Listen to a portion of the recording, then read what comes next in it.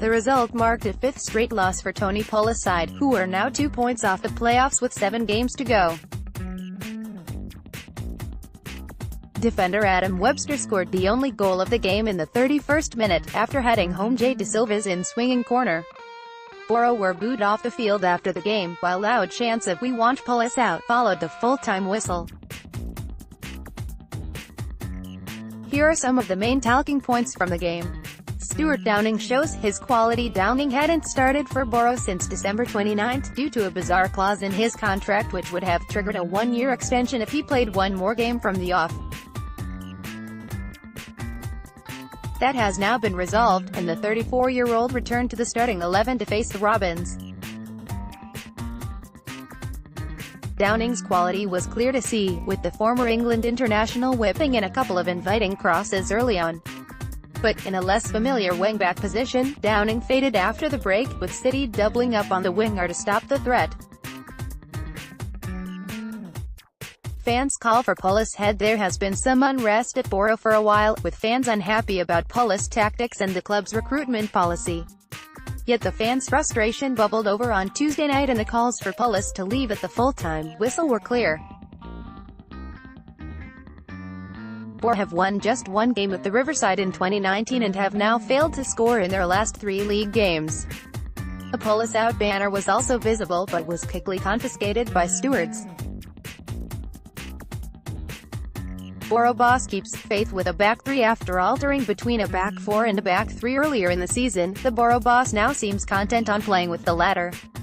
Despite Downing's return, the Boro winger was deployed as a wing-back in a 3-5-2 formation, with George Friend moving across to play as a third centre-back. Later in the game, Johnny Howson was moved to wing-back following the departure of Ryan Shotton, and the number of players playing out of position was noticeable. As Boro pushed for an equalizer, Downing was withdrawn and Mo Besic occupied a role to the left of midfield. Aidan Flint was even thrown up front in the final few minutes, but to no avail.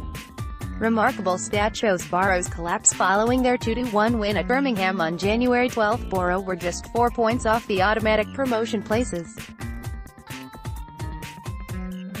12 games later, the Teessiders have slipped 18 points adrift of the top 2 and have even fallen out of the playoff spots. Boro's last win came against QPR on February 23. They've picked up just 1 point since.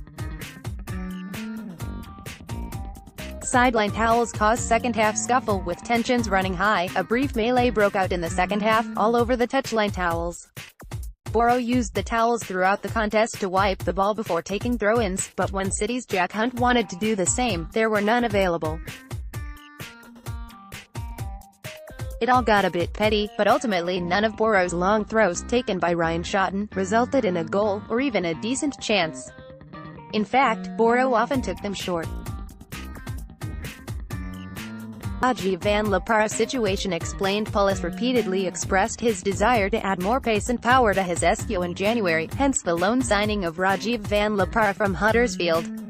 Yet the 27-year-old winger has barely featured this campaign, playing just 68 minutes for Boro in the Championship. The Dutchman returned to Huddersfield for treatment on a back issue earlier this week, and Pulis shed more light on this situation after Tuesday's game. "Rush joined us with back problems which were documented by both clubs," said Pulis. Attempts to get Raj to the right levels of fitness proved unsuccessful, and a scan at Middlesbrough highlighted the problem, and so he's been referred back to Huddersfield Town, and we don't think he'll play this season, so obviously there was a problem there.